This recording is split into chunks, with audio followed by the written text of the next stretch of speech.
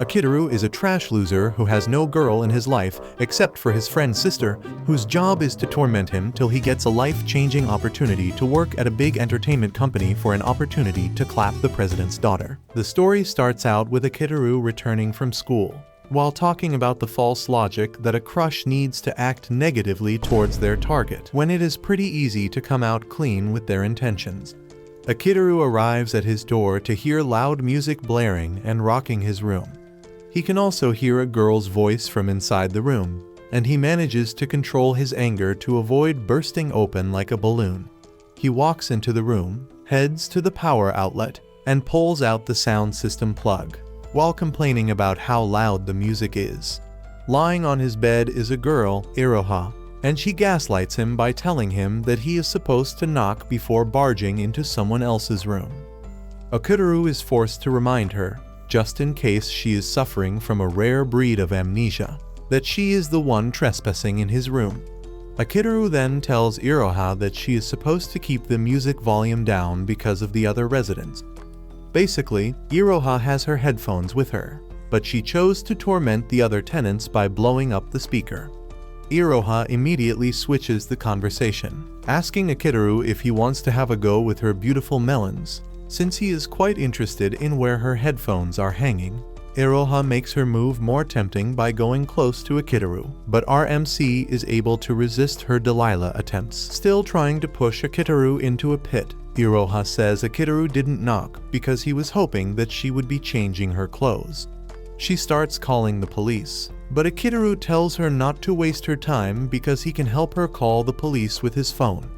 Iroha is surprised to see how confident Akitaru is about calling the police, and she reminds him that her words are going to carry more weight in front of the government handcuff-wielding robots. Apparently, Iroha is a troublesome chick who will do everything to torment Akitaru. Akitaru is forced to keep his mouth shut, but Iroha continues by reminding Akitaru that she has his house key with her, which means that he consented to her being in his home for them to have fun. Akitaru tries to defend himself, saying he didn't give her the key just so she can spread her female liquids everywhere, but Iroha argues that this is the case. Iroha even believes that Akitaru will be reeling in her body scent when she leaves, but Akitaru bugs sprays her, saying he would rather not have any of her scent in the room. Iroha berates Akitaru for treating his baby sister like trash, but Akitaru denies that the girl is his sister. Iroha maintains her argument, reminding Akitaru that she is his best friend's sister, which automatically makes her his baby sister. The awkward moment between the two continues until Akitaru gets a call from his uncle, Mori. Akitaru tells her to keep her mouth shut or make herself scarce because he is about to receive an important call. Iroha assures him that he is going to stay silent like a mannequin throughout the duration of the call. Apparently, Mori is the president of an entertainment company called Honey Place Works, and Akitaru recently submitted an application to the company. Akitaru asks his uncle if he is calling because of the application, and he says yes, since he is of high ranking in the company. He assures Akitaru that he can help him out, but he also has something he wants Akitaru to do for him. All while Akitaru is on call with his uncle, Iroha is glued to him like a python, listening to their conversation. Before Mori reveals the first favor he wants, he asks Akitaru a unique question. He wants to know if Akitaru has a girlfriend or not. Iroha hears this and immediately goes into crazy mode, ready to make life difficult for Akitaru. While trying to push her away, her voice slips into the phone, and Mori asks him if someone is with him, but he lies that he just got a cat. Iroha doesn't make the lie easier for Akitaru as she continues tickling him, making him uncomfortable for the rest of the call. In the end, Mori picks a location for them to meet, but he expresses his relief that Akitaru doesn't have a girlfriend. After the call, Iroha acts like she didn't do anything wrong and even tells Akitaru that she needs some thick milk. Akitaru points her in the direction of the fridge instead of unleashing his hot sausage on her. Soon afterward, Akitaru is seen in class, diligently copying his friend's notes. An erase bounces in front of him, and he picks it up before telling the owner about it. Instead of being grateful, the owner is startled that Akitaru helped him out because obviously, Akitaru is a damn loser, and he doesn't want his loser trait to transfer to him. Momentarily, his best friend and Iroha's brother, Azuma, joins Akitaru in class. Azuma thanks Akitaru for helping him out, and he promises to buy him some snacks later. The conversation between the two soon progresses to Azuma telling Akitaru that Iroha most likely has a crush on him. Akitaru debunks this because he doesn't think Iroha would prefer to torment him if she really likes him. Azuma mentions that the way girls think is pretty different from boys. But Akitaru still doesn't think he is a likable person since he is the leader of losers. In addition, Akitaru doesn't see himself taking advice from Azuma, who is a magnet for all good things. Their little conversation is interrupted by the arrival of their strict math teacher, Sumire. Just her presence in the class sends the students to the afterlife and back. Later that day, Akitaru is packing his bags when a classmate comes rushing over to tell him that a cute girl is asking after him. This draws attention to Akitaru, and when he checks out who it is that is asking after him, it turns out to be none other than Iroha. Akitaru walks up to her, asking her what she wants with a very serious tone. Instead of her usual rash and egotistical self, Iroha replies to Akitaru with a calm and cute voice. Iroha then suggests that they go home together, and Akitaru agrees. Akitaru plans to call Azuma along, but Iroha tells him that there is no need for this because she wants them to be alone. Akitaru berates Iroha for acting fake in front of everyone, but this turns out to be a big mistake on his path. Iroha turns things around by asking Akitaru why he is being harsh when they are clearly a couple.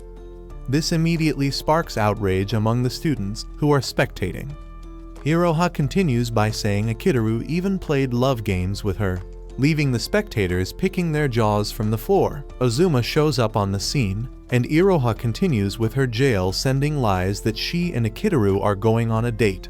Realizing that things are only going to get worse, he drags her out of there. Akitaru drags her to the stairs, where he demands to know what type of game she is playing. Iroha mentions that she has made herself his girlfriend just to torment him because of the phone conversation she heard the day before.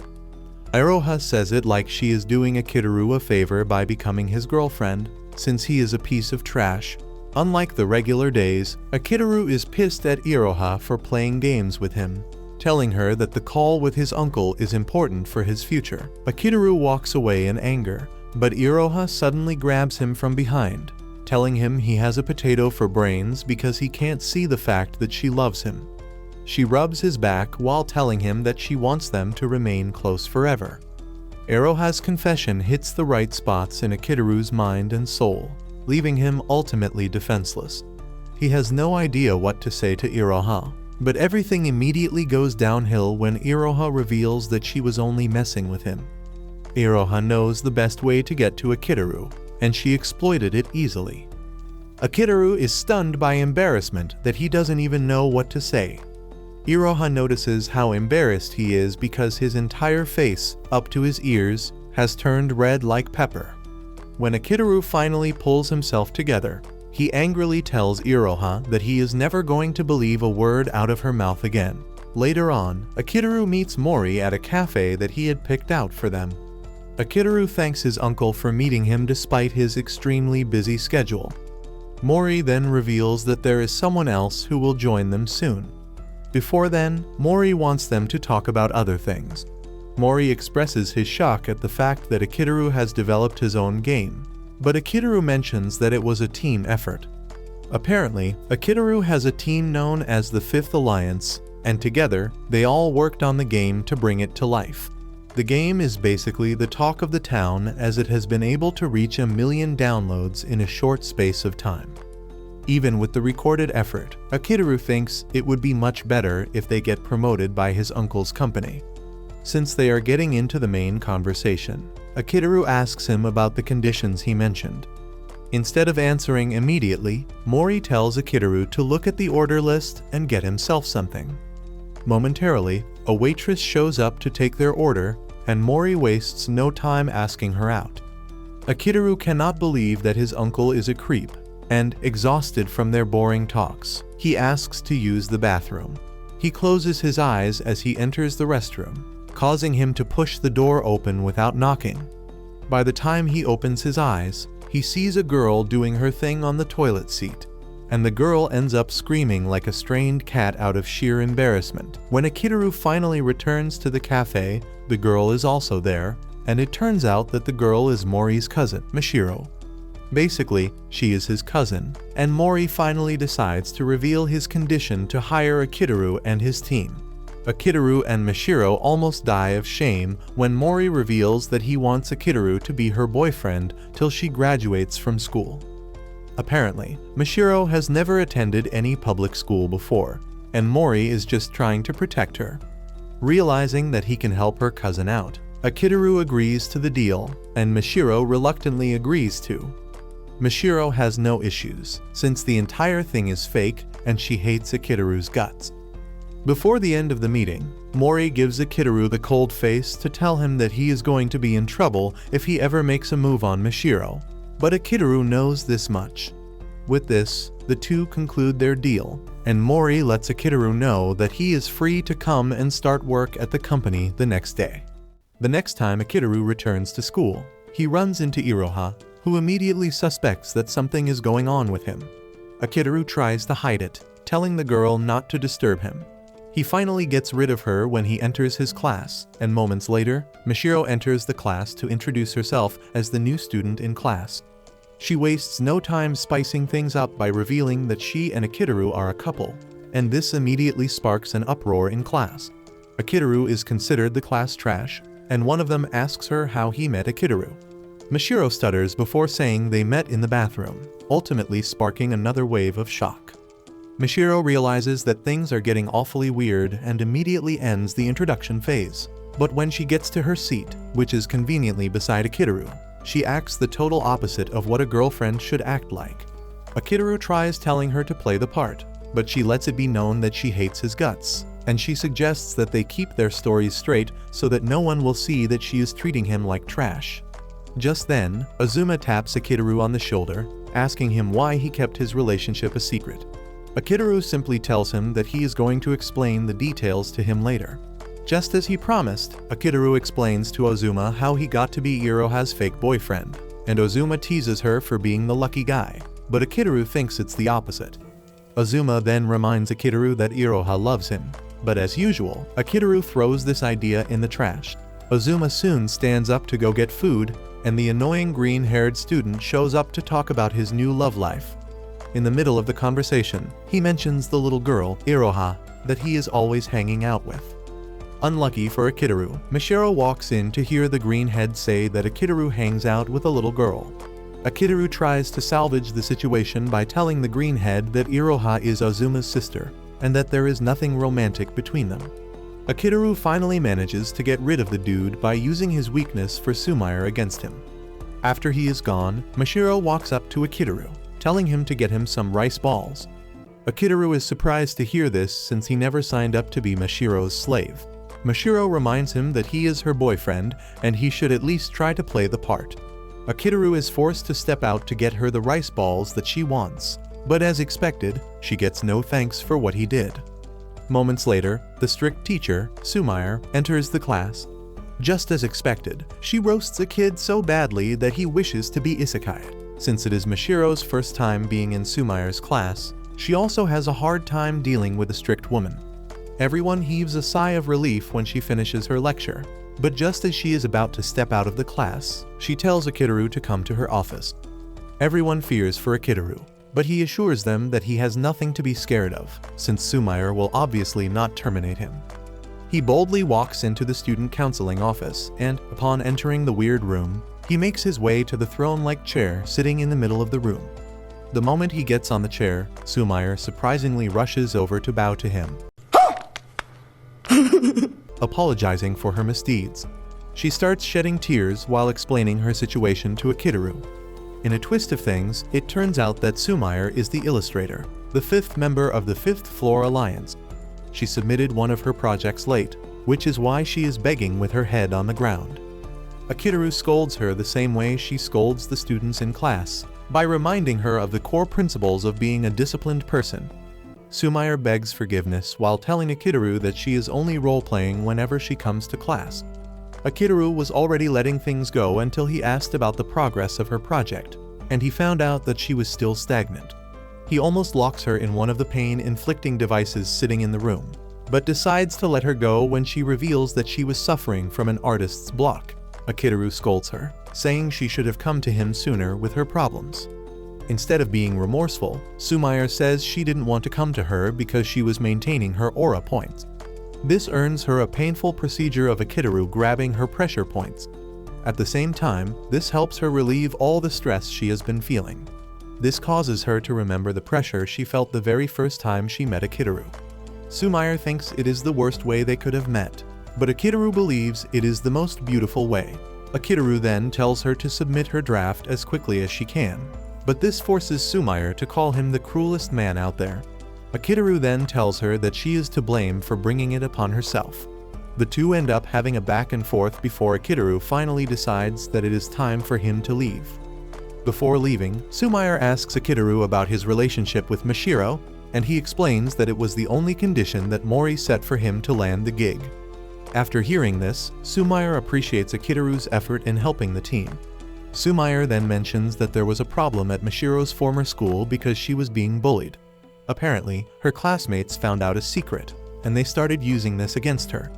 Sumair says Mashiro has been through some really bad times, and Sumair urges Akitaru to help her. Akitaru assures Sumair that this is his plan from the onset.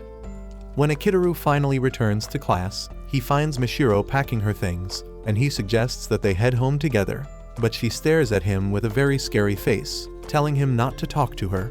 Mashiro is forced to run out of the room when she realizes that everyone is staring at them. Azuma walks up to Akitaru, trying to comfort him concerning his troubles with Mashiro. Akitaru is going through a really tough time, but he is determined to find a way to become friends with Mashiro. Later on, Akitaru is in the locker room when Iroha appears behind him, resting her juicy melons on Akitaru's back. Akitaru doesn't notice this until Iroha herself points this out. The sensation finally kicks in, leaving Akitaru totally blown away. The moment Iroha notices that Akitaru is already falling for her trap, she continues to pile on the misery. She hugs him tighter so she can feel the sensation of her body. Apparently, she is not wearing a covering under, which makes everything even more pleasing to Akitaru. Akitaru is totally confused about what to do to get out of the situation because she can't push Iroha off and risks her melons falling off in front of the students. Akitaru knows this is totally out of the question, since Iroha is his best friend's sister, and he can't do anything to make his best friend sad. In addition to that, he is supposed to be Mashiro's boyfriend, and can't risk being seen with a junior lady. Akitaru knows that his career is done if Mori finds out about this. Just then, Iroha teases him, telling him that she is willing to let him go if he surrenders. However, Akitaru decides to take the least expected decision. He grabs Iroha and holds her tightly on his back as he carries her through a route where no one would see them. Once he knows that they are safe, Akitaru forces an apology out of her before throwing her on the floor as punishment. On their way home, Akitaru then asks Iroha how he can make a woman who hates him like him. Iroha is very curious when she hears this, forcing her to ask if Akitaru now has someone he likes, but Akitaru denies this. Akitaru later explains his situation to the girl, and after hearing everything, Iroha assures him that she has a way of helping him make Mashiro fall for him.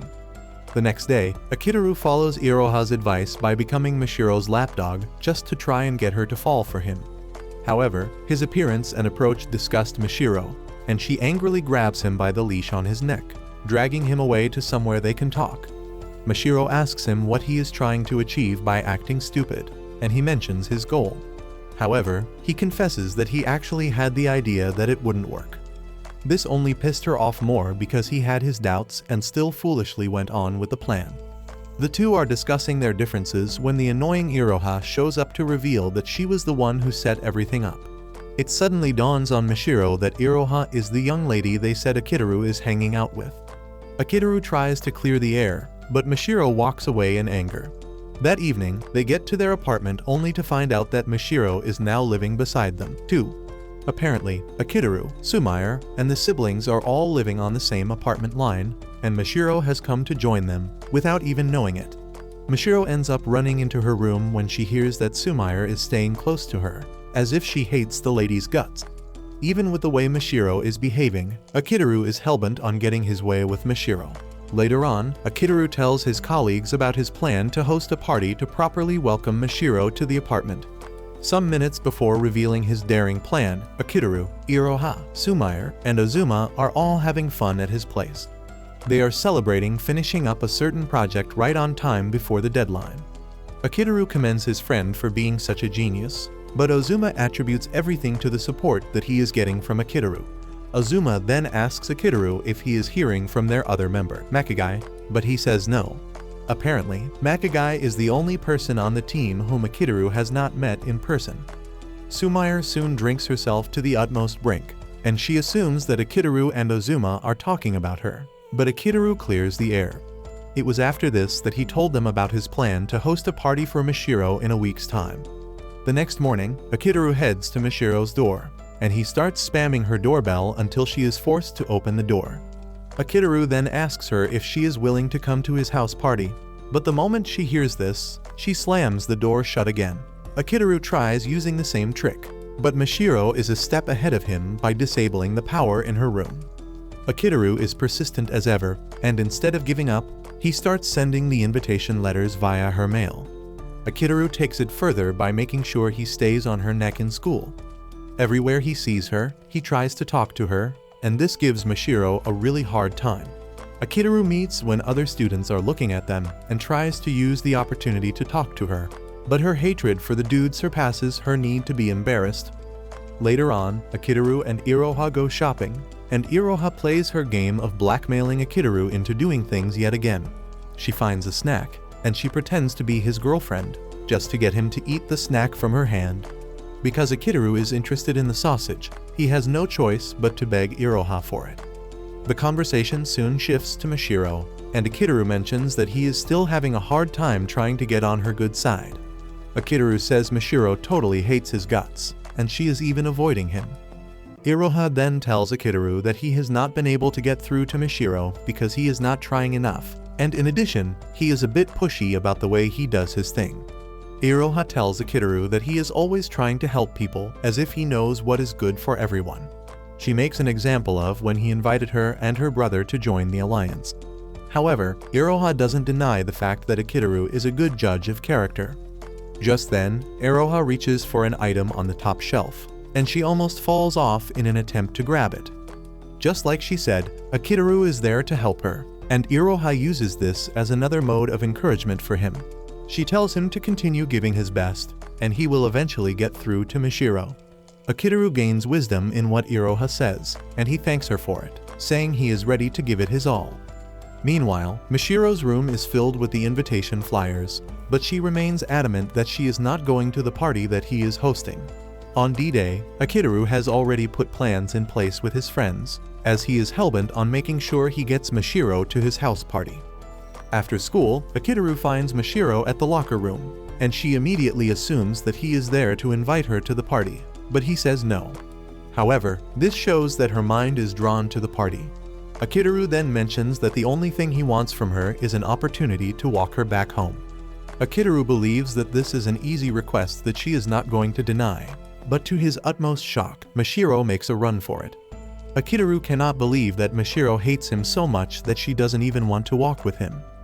However, Akitaru can't afford not to walk home with her because his entire plan is based on that. He runs after her and makes sure that he stays in close proximity to her. Mashiro soon gets frustrated, and she takes another route that leads to the riverside. But Akitaru suddenly shows up beside her, almost giving her a heart attack. Mashiro then mentions that she is not interested in joining Akitaru's clique because she doesn't know if she is going to fit in. Akitaru then gets serious with her, asking her who else she knows aside from him and his friends. He asks her if she has spoken to any other students aside from him since she got to the school, and the answer is obviously no. Akitaru remembers what Sumair told him about her past experience in school, and he screams at her, telling her that she can't continue living her life the way she is. Akitaru lets her know that she is free to cry for help because everything is obviously not okay with her. Akitaru's words get to her, and he notices this. He tries moving close to her, but she moves back without looking at where she is stepping. This causes her to fall off the ledge. and when Akitaru tries helping her, they both fall into the water. The water soaking her clothes makes her look more appealing, and it takes Akitaru a whole load of control to look away from her. Frustrated, she tries getting out of the water herself, and she almost falls back in, but Akitaru saves her. He holds her tightly until she is finally ready to leave the water. By the time she steps out of the water, she is totally calm and even laughs at Akitaru's joke for the first time. Mashiro finally confesses that she doesn't hate Akitaru, and she urges him not to hate her, too. Mashiro then reveals her fear of not getting along with Akitaru and his friends, which is why she is hesitant to join his group. Akitaru tries to make her feel better by telling her that he is also an ordinary dude who has nothing to boast of. However, Mashiro argues with him, saying her father already told her that he is the one who created the Fifth Alliance game. With this, Mashiro believes that Akitaru should be the most popular kid in school, but Akitaru clears the air, saying no one in his class knows that he invented the game. Akitaru claims that he kept it a secret because he doesn't want the attention to get into his head. Mashiro is blown away by Akitaru's mentality, and not long after this, the two walk back home together. Just as she is about to enter her room, she notices that her door is open, and Akitaru offers to escort her in just in case someone has broken in. The two slowly walk into the dark room, but suddenly, Mashiro is hit with a welcome celebration, ultimately shocking her. Akitaru tells her that it is her welcome party, but Mashiro is more worried about the fact that they entered her apartment without her consent. Akitaru then shocks her, saying they are actually inside his apartment, not hers. Mashiro is confused at this, since she is pretty sure that she walked to the end of the line where her apartment is. Akitaru then confesses, saying she is not actually at the end of the line because they put a holographic screen there to make it seem like she has reached her apartment. Mashiro is utterly blown away, and she is forced to ask them why they would go to such lengths for her. Akitaru assures her that she is going to understand everything once she joins them. Akitaru calms her down, telling her that she is free to consider everyone in the room her friend, and for once, Mashiro finally acts like herself. Later on, Iroha and Akitaru stand on the balcony of their apartment to take in fresh air. Iroha feels the moment, and she acts cool for the first time, thanking Akitaru for giving her the chance to be the voice-over artist for his game. It turns out that Akitaru met Azuma when they were in the middle academy, and Azuma was known as an odd guy because he was always spending time in the science lab. Some even assume that he is conducting inhumane experiments inside the lab. However, Akitaru was the only person who approached him, and he decided to take a deep dive into Azuma's talents. Sometime later, Akitaru runs into Azuma on the apartment floor, and while they are discussing, Iroha shows up, making it the first time that Akitaru will meet Iroha. She seemed like a shy girl who even thanked Akitaru for helping her brother out in school. Back then, she was a sweet girl with nothing irritating about her. In class, Akitaru expresses his shock that Azuma has a sister, and he didn't know. They are in the middle of their conversation when one of the notorious delinquents, Otoi, walks up to them in the most nonchalant way. She tells the two that she would like to see them behind the gym. The two have no choice but to follow her to hear what it is that she has to say. Getting to the back of the gym, she offers them candies even though they are against the school rules. She really doesn't care about the rules, and the two have no choice but to take the candies from her. Akitaru then asks Otoi why she called them behind. Otoi drops the bombshell, saying she would like to know the kind of person Iroha is. It turns out that Iroha approached her group with the intention of becoming a delinquent just like them. Otoi says she wants to know the kind of person Iroha is, since she heard from others that she is an honor student. Akitaru then asks her if she is planning on inviting Iroha to the club, and Otoi tells them that she is still thinking about it. However, she confesses that she would have no choice but to accept Iroha if she begs to be in the club. She then asks Azuma about his thoughts, but he finds it difficult to answer. Since they are indecisive, Otoi leaves the two to deliberate on what they just heard. Akitaru then asks Azuma why he couldn't give an answer to the question that Otoi asked. Azuma confesses that he doesn't know how his sister operates because they are not really close. In fact, they might go 2 months without talking to each other. Upon hearing this, Akitaru finally grasps the kind of situation that the family is in. Being the serial helper that he is, he cooks up a plan, and he asks Azuma to let him come to his house after school. After school, Akitaru escorts Azuma home, and he notices that their entire living room is empty. Azuma mentions that he doesn't use the living room for anything. The moment they step into Azuma's room, Akitaru is shocked to see just how scattered it is. There are gadgets everywhere, and Azuma urges him not to step on anything because he might just get angry. Akitaru retorts, urging Azuma to clean his room instead. Azuma defends himself, saying he already knows where he placed everything in his room, which makes it easier for him to navigate without stepping on anything. Akitaru is impressed by the inventions in his room, but Azuma downplays this, saying anyone can do it. Moments later, the two sit down to play games, and after receiving several episodes of whooping, Akitaru tells Azuma that he has to visit the restroom. The moment he steps out of the room, he reveals his real intention of coming to the house.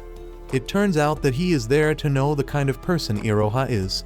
He stands by the door to eavesdrop on her conversation, and he gets so carried away by this that he fails to know when Iroha opens the door. However, before Iroha can scream, he grabs and pushes her into the room. He manages to calm her down, telling her that he is not a bad guy. The moment he lets Iroha go, she turns around and lands a dirty slap on his face. Akitaru tries to defend himself, but suddenly notices that Iroha has a call from the leader of the delinquents, Takabana. Iroha picks up her call and engages in a short conversation with Takabana before turning to Akitaru to ask her what he wants from her. Iroha tries to dissuade Akitaru from meddling in his business because he is nothing more than a friend to her brother. Deep down, Akitaru is eager to help because Azuma has been through a lot already in the academy, and it would be bad if his sister ends up in the delinquent group. Akitaru tries to get to know her more, but she makes sure to make things really difficult for him. Up next, Akitaru decides to track Takabana down, since he heard that she usually holds a music street performance. Even though the weather is very hot, Akitaru doesn't give up, and after a really hard time of looking, he finds Takabana. He approaches her and calls her by her name, which shocks her. Takabana assumes that Akitaru is a stalker for knowing her name, but Akitaru clears the air, saying he is there to talk about Iroha. Before they can get down to the real conversation, he passes out from exhaustion. He later holds the meeting in a cafe while Iroha is also present. Akitaru tells Takabana to consider giving up on her life to be a delinquent and just become a regular schoolgirl. Iroha defends Takabana, saying Akitaru is trying to steal her dream away from her.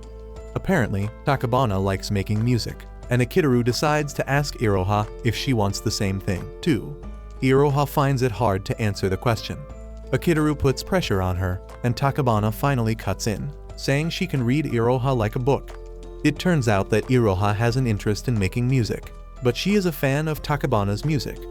Iroha admits this, saying she admires Takabana because she is a confident person. Amid the conversation, Akitaru finally learns that Iroha doesn't have a hobby of her own because their mother is very strict, leaving Iroha a boring girl. When Akitaru hears this, it finally makes sense to him, and he promises Iroha that he is going to create an environment for her to thrive in. Akitaru gets off his seat and pays everyone's bill before leaving. He rushes home to tell Azuma the bright idea that he has, and this is the fact that he wants them to build a game. Azuma works on the hardware, while Akitaru draws the characters and also writes the story. In the end, Akitaru and Azuma created the game that blew up, all thanks to his thrill to help his friend's sister. Once Azuma and Akitaru have put the game together, they invite Takabana and Iroha to try it out. After playing a few games, Akitaru asks Takabana how she feels about the game, and instead of hyping it up, she trash talks the game, saying it is mid. She mentions that the music and art are lacking. However, she admits that she was hooked on the gameplay. This is when Akitaru comes in, saying the gameplay is the most important aspect of everything, and he cites examples of the games they enjoyed while growing up. He believes that their strength to bring the game to life is the most important thing. Suddenly, he drops the bombshell, asking the two if they will be interested in working on the game with them. This shocks them, and Takabana mentions that she can't betray Otoi. However, Akitaru assures her that he has gotten approval from Otoi before coming to her. Takabana is interested in making music for them, but Iroha surprisingly says she will have to pass up the offer. Iroha runs out of the room to avoid explaining herself, and Akitaru runs after her, but he loses her. Suddenly, he hears different voices coming from the corner of the building. It turns out that it is Iroha who is mimicking several voices at the same time, and this shocks him. He walks up to her, and she runs behind the bench in embarrassment. She claims that people are always creeped out when they hear her mimic other voices. Akitaru admits that he was initially freaked out, but then he got interested. Iroha finally decides to sit to hear what Akitaru has to say. Akitaru mentions how impressed he is because he genuinely thought there were 3 people having a conversation, until he realized that it was only Iroha. Akitaru admits that Iroha's talent has made him a fan, and this immediately lights up her mood. Iroha downplays what she did, saying it is nothing too serious because it is something she does out of boredom. She reveals how she started mimicking anime characters when she was younger. However, when her mom saw her do this, she lost it and ordered her not to again. To make sure she adheres to this, she stripped away all the fun things that she usually does. This was why she was so hooked on following whatever her mother tells her, because she is already used to it.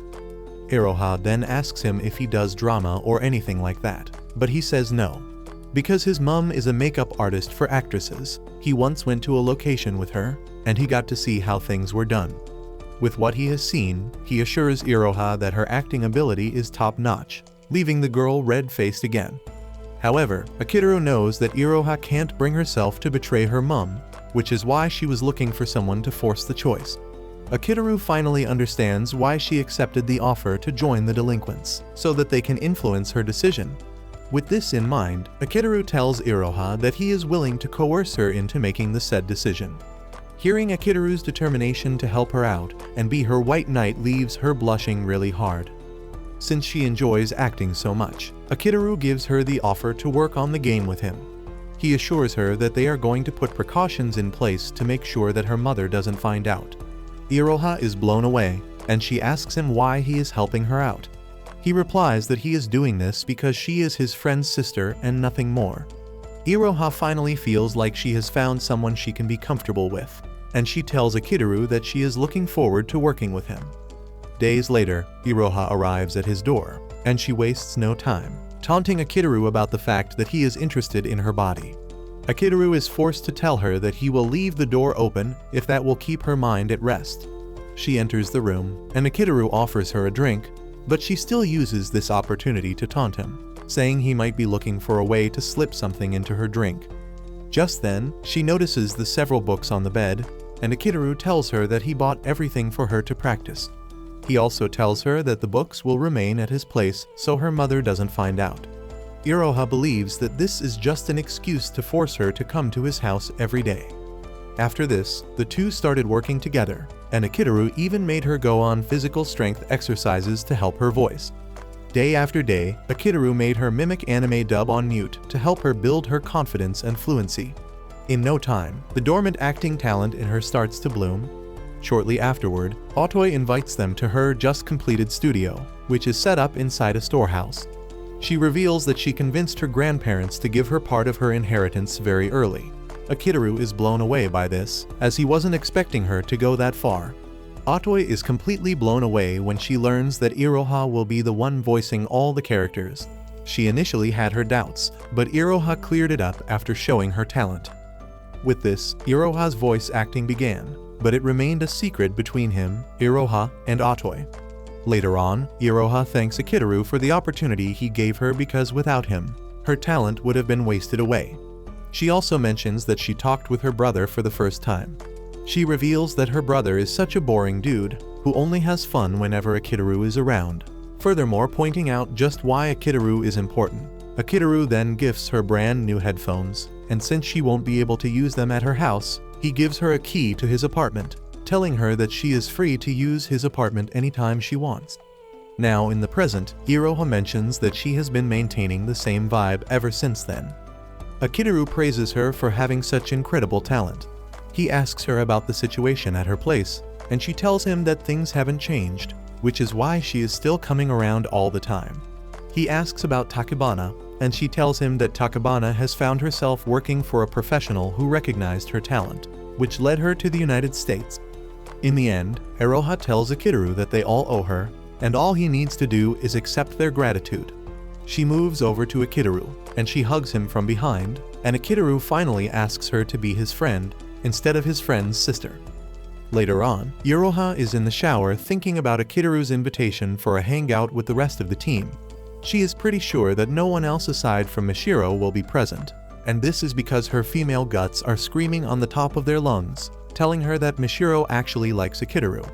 To prevent Mishiro from stealing Akitaru from her, she decides that she needs to honor the invitation and keep an eye on Akitaru. Soon afterward, Akitaru shows up at the place where they are to meet, and just as suspected, Mishiro and Iroha are the only ones present for the hangout. Iroha wastes no time grabbing Akitaru's arm to make sure he feels the softness of her melons. Mishiro refuses to be left out, and she grabs Akitaru's other arm, too. She shamelessly tells Akitaru that as long as Iroha gets to hold him, she is free to do the same. Realizing that he has no choice, Akitaru suggests that they go see a movie first. Upon getting there, an argument ensues between the two ladies on which movie they are supposed to see. Mishiro wants them to see a sad movie, while Iroha is all about the action-type movie. While they are both arguing, Mishiro learns that Iroha is always at Akitaru's room, watching movies, and she almost loses her senses. Akitaru soon realizes that the two are going to gang up on him and just call him all trash names because he lacks the wisdom of how a girl's heart works. To prevent this, Akitaru suggests that they take a diplomatic approach toward the issue. They end up playing rock, paper, scissors, and Iroha comes out the winner, so they have no choice but to see an action movie. After they are done watching, they sit down to have a drink and relax. Iroha soon says she needs to step away for a moment, and she suggests that Mishiro follow her, but she refuses. After she is gone, Mishiro and Akitaru are trying to catch up when two girls from Mishiro's former school show up.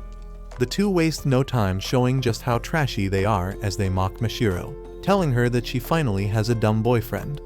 Mishiro's traumatic past leaves her mute, and Akitaru finally speaks up, telling the girls to shut their mouths.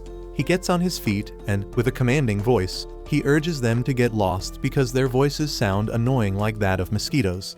The girls try to act tough, saying they have a strong dude backing them, but Akitaru lets them know that the same can be said of his camp, too.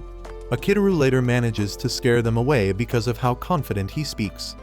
After the girls leave, Akitaru tries to comfort Mishiro, but she ends up running off.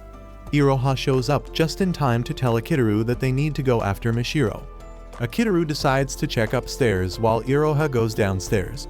After searching for a while, Akitaru starts racking his brain to think of the likely places that Mishiro could have disappeared to. Suddenly, he spots the poster of the sad movie, and it dawns on him that she must have gone to see the movie. Just as he suspected, he finds Mishiro inside the theater, staring at the screen. Mishiro demands to know why Akitaru came into the theater, and he says he is there to watch the movie, but Mishiro begs to differ, calling him a stalker instead. She then apologizes for always insulting him, but he assures her that he is fine with it, as long as it makes her feel better. Mishiro then tells Akitaru what led to her bullying. Apparently, she started writing a novel to escape reality, since she doesn't belong anywhere. Out of nowhere, the girls found the novel, and they showed it to everyone, which then kick-started her miserable days.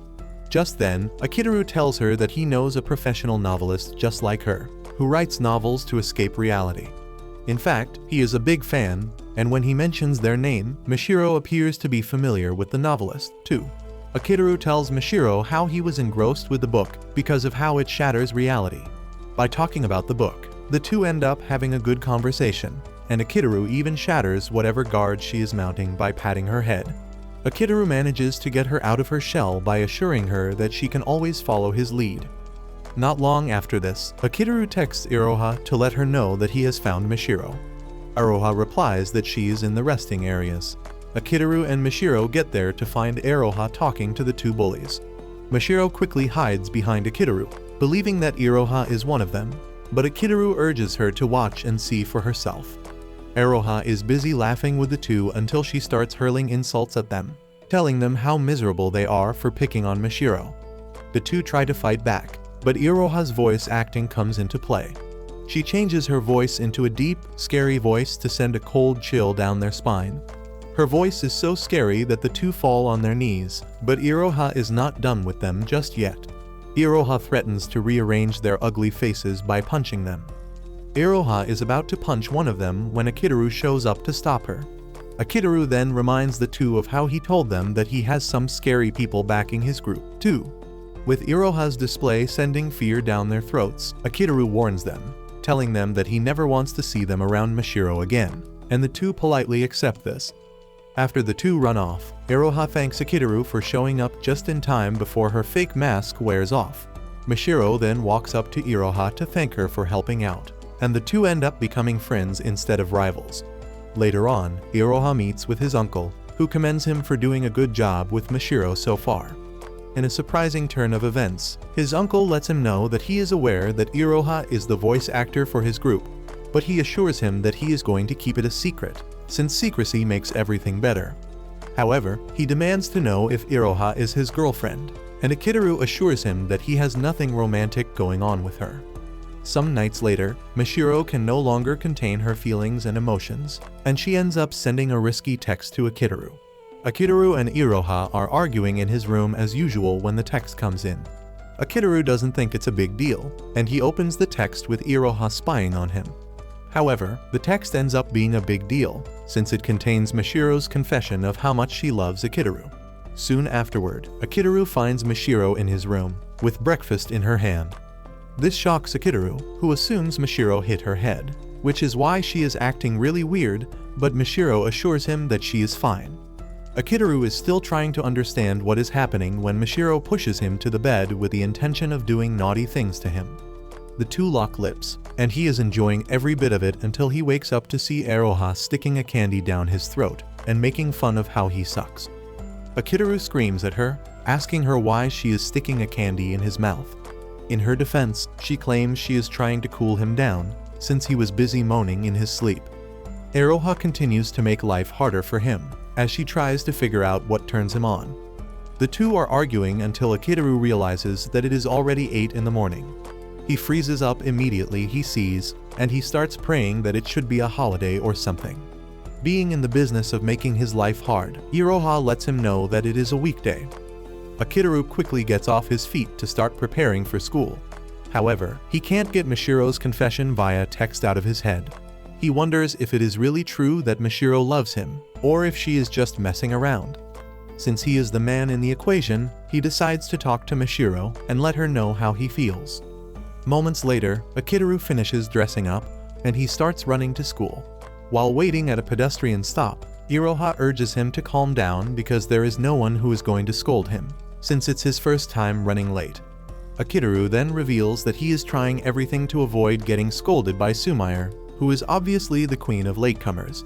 The conversation between the two soon escalates into Iroha grabbing Akitaru by the arm and telling him to test out his confidence on her, so he won't mess up when talking to Mashiro. Not ready to fall for her usual schemes, Akitaru thinks she is messing around, and he smacks her on the head while calling her a moron. Iroha was expecting a nice reaction, like blushing from him, but he tells her that he needs to do more, like taking his virginity in sleep. Akitaru runs off, leaving her on the sidewalk, but Iroha makes it her mission to seduce Akitaru. After running like a horse, Akitaru finally makes it to class, totally exhausted. He turns around to greet Mashiro, but her facial expression almost sends him to the ground. Akitaru tries talking to her about the message she sent, but Mashiro stares at him like he is a pest before telling him that his voice annoys her. This confuses Akitaru because he can't believe that Mashiro is the same person who sent him the text. Akitaru then picks up his phone to text her, asking her why she is ignoring him. Mashiro replies warmly, saying she is embarrassed. However, her expressions whenever he turns to look at her say a completely different thing. Mashiro sends repeated texts, telling Akitaru about the gorgeous dress that she bought just for him to see. This only creates a sense of confusion in Akitaru's head because he doesn't know exactly what Mashiro wants. Sumair soon enters the class in her usual strict manner, talking about why the students need to be punctual. Akitaru cannot believe that a chronic latecomer like her, who never meets her deadlines, is talking about punctuality. After Sumair's class is over, Azuma asks Akitaru if he is fine because he came later than usual. Akitaru assures the dude that he is good because he only overslept a little. Azuma then urges him not to push himself too hard, and Akitaru says the same to him. The conversation between the two then switches to the development and progress of the game. Apparently, the team's writer is having issues with the way they are directing their lines. The two became completely engrossed in this that they didn't know that Mashiro is staring at them. By the time Akitaru notices this, Mashiro is staring at him like the devil reincarnate. Akitaru is confused, but unknown to him, Mashiro is pissed because she is jealous of how Akitaru and Ozuma are talking to each other passionately. Akitaru wonders what is happening all of a sudden, and why there are so many irregularities at once. Later on, Iroha is reminiscing about the bold text that Mashiro sent to Akitaru when Mashiro shows up at the door to see her. Iroha steps out to talk to her, and she thanks her for taking the time out to speak with her. Mashiro takes Iroha to a more private space where they can talk, and she asks her about Akitaru's lateness to school that day. Iroha tries to sweep this under the rug until Mashiro reveals the exact number of minutes that Akitaru ran late. Iroha is stunned when she hears this, and she realizes that Mashiro is way scarier than she thinks. Mashiro asks her if Akitaru is sick or anything, and Iroha suggests she talk to him personally. However, Mashiro reveals that she is too shy to talk to him, which is why she came to Iroha. Iroha can sense the sincerity in Mashiro, and since she doesn't hate her, she decides to tell her the truth. She lets her know that there is nothing wrong because Akitaru only overslept, and hearing this comes as a relief to Mashiro. Before leaving, Mashiro asks Iroha if she can always come to her for advice, and Iroha reluctantly says yes. Later on, Iroha tracks Akitaru down to find him where he is having his lunch. Realizing that Mashiro is going to get ahead of her if she doesn't act fast, Iroha tries to be nice to Akitaru, but he shuts her off. Just then, Akitaru asks Iroha what he can do concerning Mashiro's confession, because this is the first time he will experience such. The moment he says this, Iroha angrily drops her drink, and she asks Akitaru if he is truly worried about Mashiro's confession. Akitaru confirms this, saying it is the first time a girl has confessed to him, but this only makes Iroha even angrier. Akitaru can't understand why she is mad, and she even insults him before leaving. Akitaru is surprised because this is the first time Iroha has genuinely insulted him. As if things are not bad enough already, Akitaru gets summoned to Sumire's office. He gets there to find out that Sumire finished her task 2 days before the deadline, which has never happened before. This further adds to Akitaru's headache of the irregularities happening all at once. He manages to leave the office, but his head almost explodes because he doesn't have the experience to deal with everything happening to him. After his crash out at school, Akitaru is at home checking his messages while still trying to figure out how to deal with so many changes. He walks into the living room to find Iroha wearing an apron and acting unusually nice, which annoys him as he wonders what she is planning. Iroha assures him that she is not plotting anything and simply wants to cook for him. A moment later, she serves the meal and even offers to feed him, which Akitaru refuses at first, but Iroha keeps insisting. After some back and forth, Akitaru finally gives in, only to regret it when Iroha gently blows on a spoonful of food and tells him to open his mouth, treating him like a freaking baby. Although he finds the behavior disgusting, Akitaru lets her feed him, but soon forgets himself after tasting the delicious meal. After finishing the porridge, Akitaru thanks Iroha, but he feels awkward when she wipes his mouth. She asks if he needs anything else, and when he says no, she quietly leaves. He waits for her usual bubbly return, but she never shows up. His vibrating phone snaps him out of it, and he asks why she was acting strange. Iroha says she is trying to be his ideal type. Akitaru realizes she is doing the opposite of Mashiro's strategy, because, in reality, Mashiro is harsh but sweet in her texts, so Iroha is trying to be sweet in reality and goofy in her texts. This realization plunges Akitaru into more confusion as he can't understand why everyone is acting crazy.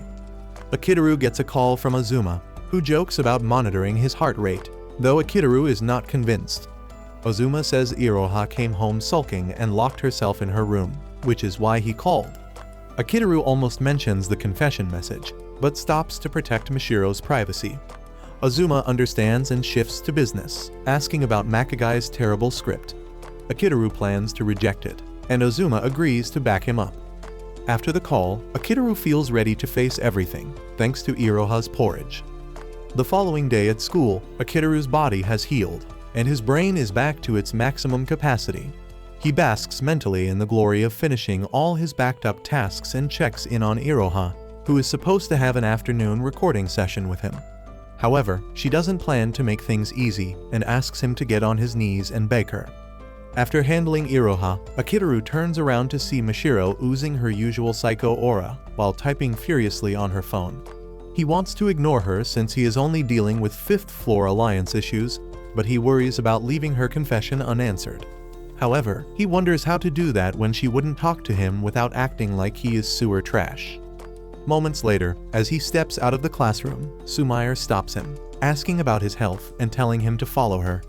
Akitaru pauses, asking why, and she reminds him of his promise earlier when she asked him to do her a favor.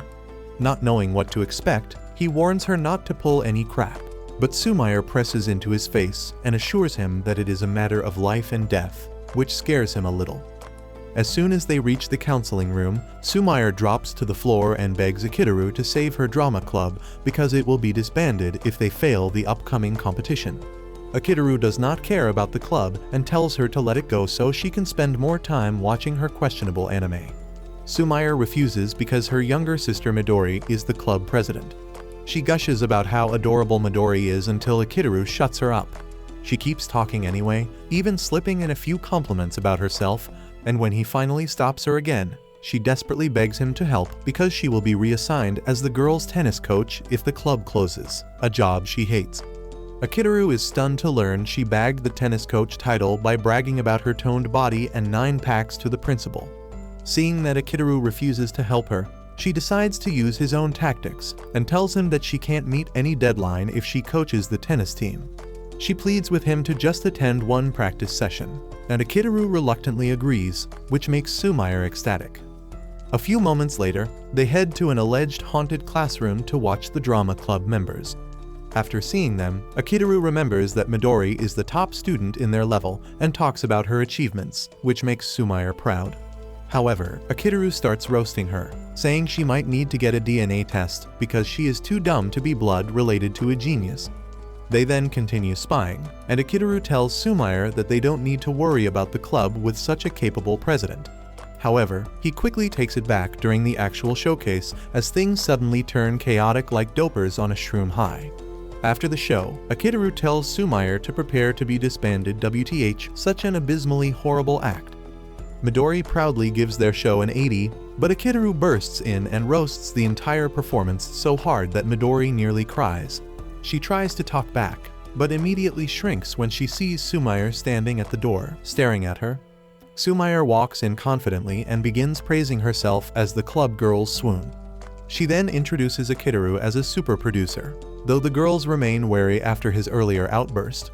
Midori gets fired up and calls him useless, claiming he knows nothing about theater. Sumire steps in to calm her, slipping in a few insults disguised as compliments for Akitaru. Midori still doubts him and demands proof, and Sumire shockingly says Akitaru has produced many Hollywood hits.